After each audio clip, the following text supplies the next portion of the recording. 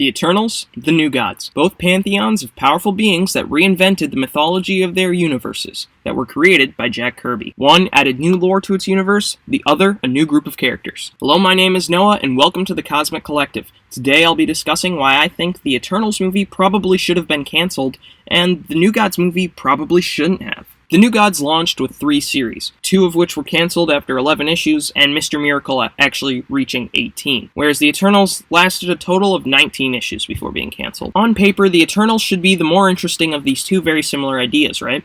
Space gods come to Earth and create 3 different races, the Deviants, the Humans, and the Eternals. 2 species of gods amongst men, and we the reader are thrust into that world. Meanwhile, the New Gods are a group of characters that seem one-note and unconnected. Some may even be off-putting at first. However, this simply isn't the case. The New Gods have something the Eternals don't: excitement.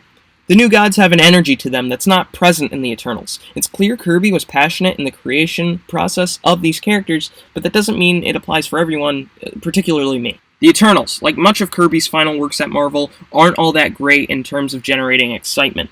Nobody gets excited to hear Machine Man or Devil Dinosaur and Moon Boy are coming back. There's no doubt Kirby was the king, but even kings make missteps. The New Gods are characters that, through Kirby's passion and inventive ideas, crafted themselves into the tapestry that is the DC Universe. Hell, the big villain from this series, Darkseid, would eventually become the big bad of the entire DC Universe. The Eternals bring with them the Celestials and the Deviants. The Celestials are Galactus-sized, armored beings who created humanity and are considered footnotes in the Marvel Universe. The Deviants tie into Thanos, who himself is a big bad of the Marvel Universe, but that connection too is basically a footnote. The main character of the Eternals could be seen as Icarus, who's a man who lost his son and took his name, becoming the foundation for the Greek myth within the Marvel Universe. Icarus is also the leader and core protector of the entire race of Eternals, who hide themselves from the outside world. The reason they hide is because superheroes exist. Basically, the Eternals were meant to protect Earth until humans could do so, but now that there are heroes,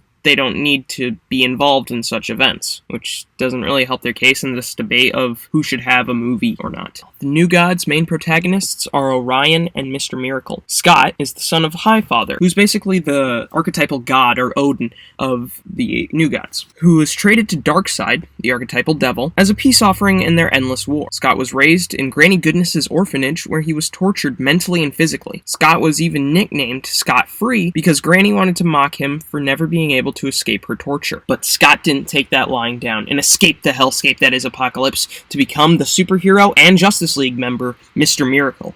Along the way, Scott befriends Oberon, who becomes his manager, Funky Flashman, an allegory for Stan Lee, and marries his enemy, Big Barda, a character based on Jack Kirby's own wife, and goes on to have one of the most healthy superhero marriages, up there with Clark Kent and Lois Lane.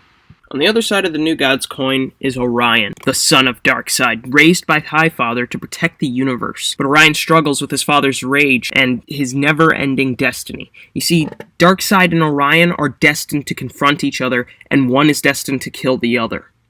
We don't know which, though. But it will decide the fate of the universe, supposedly. When you look at these protagonists, you start to see why the Eternals keeps being cancelled. The Eternals are inherently boring. Characters that spend most of their time just sitting around doing nothing, waiting for the real heroes to come save the day. That's not that exciting for a superhero comic. What about how these characters interact with their shared universes?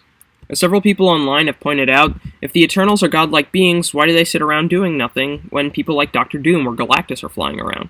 Why did we have to wait until the Fantastic Four arrived for there to be a superhero genesis in the Marvel Universe? On the other hand, the New Gods exist inside their own realm outside of the multiverse, and until Darkseid attacks Earth, are mostly concerned with themselves, like real pantheons of gods like the Greeks. This makes them not showing up before the DC superhero genesis, with people like Superman and Batman, more understandable. The Eternals also take a lot of the magic out of the Marvel Universe.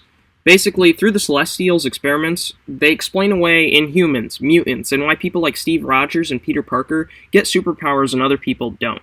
The New Gods, for the most part, don't touch the established DC lore as far as I'm aware, unless you ask shows like Smallville, where Superman was apparently always destined to face off against Darkseid.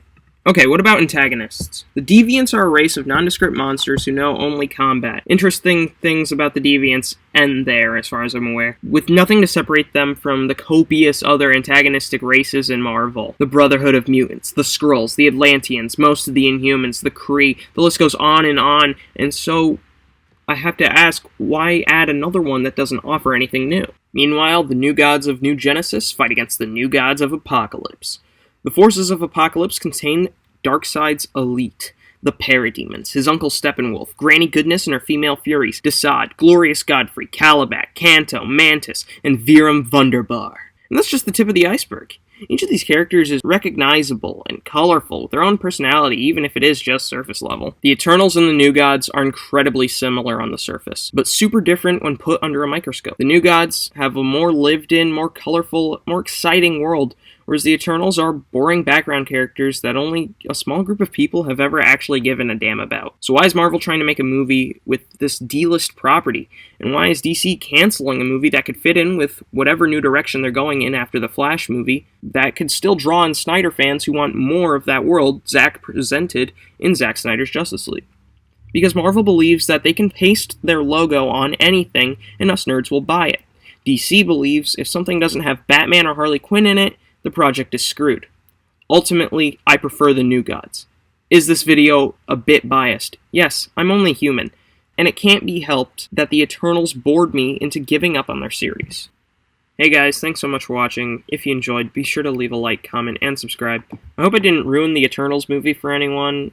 I really do want to be wrong about this one. I do want Marvel to prove to me that they can make good movies on these Z-list characters, but to be perfectly honest, everything that I've seen after Infinity War I've had big problems with.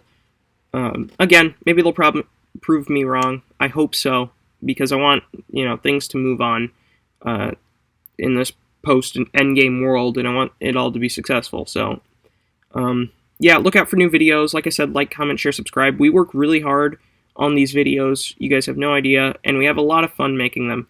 So, yeah, if you can show your support, it's free.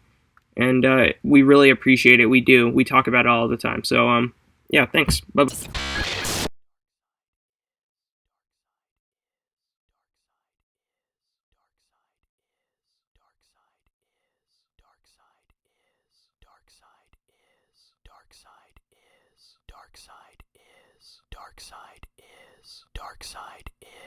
Darkseid is.